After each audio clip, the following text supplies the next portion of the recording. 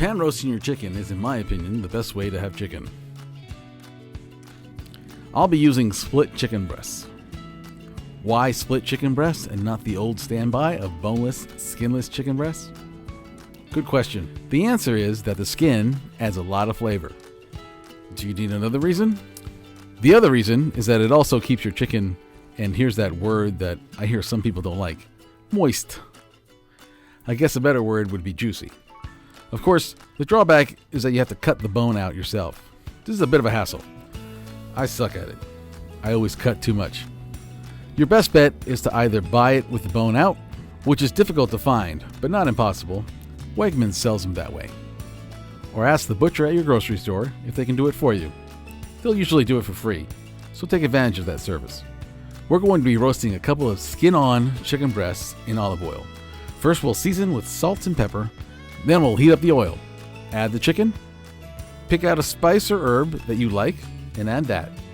Then we'll make what is, in my opinion, one of the best sauces in the world by throwing in some vinegar and butter into our chicken fat and finishing off our chicken. So let's get started.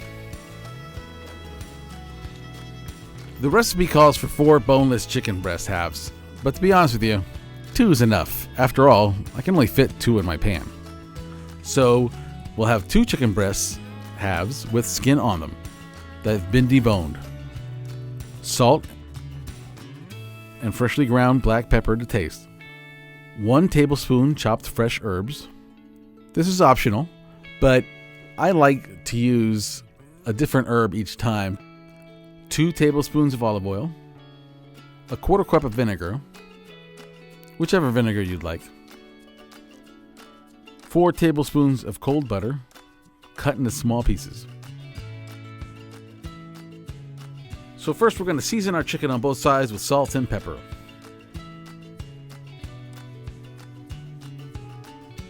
Use as much as you'd like.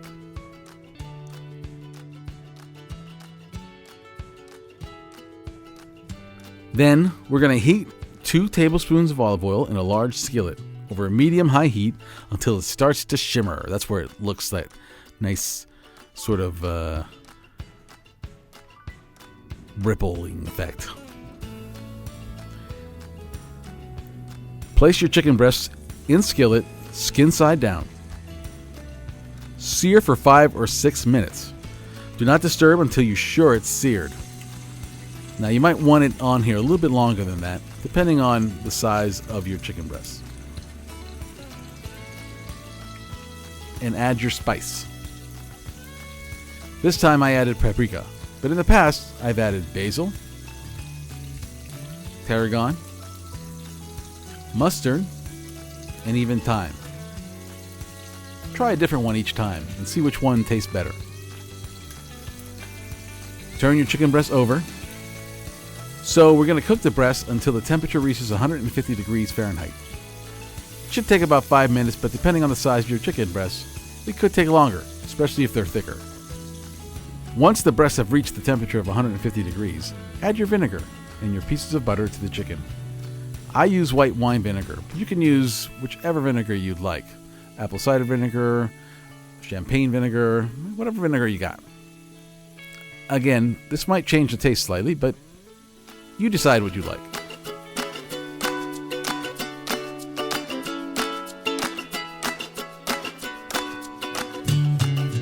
Shake the pan gently until the butter melts.